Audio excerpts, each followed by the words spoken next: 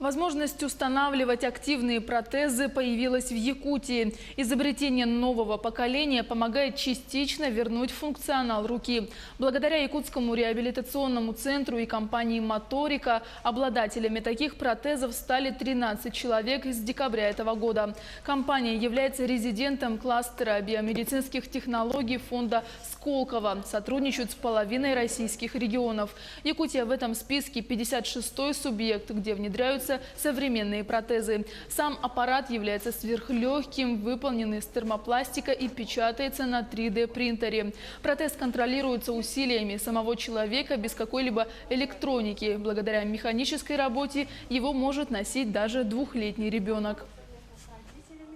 На сегодняшний день у нас практически 1000 уже изделий установлены по всей территории России.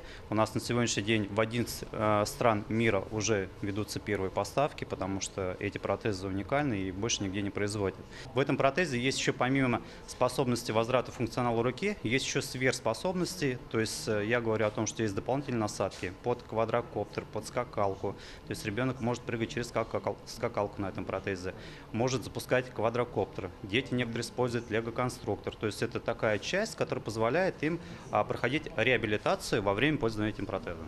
До 18 лет ребенок на ежегодной основе меняет протез, то есть там меняется как сам протез, так и культиприемная гильза.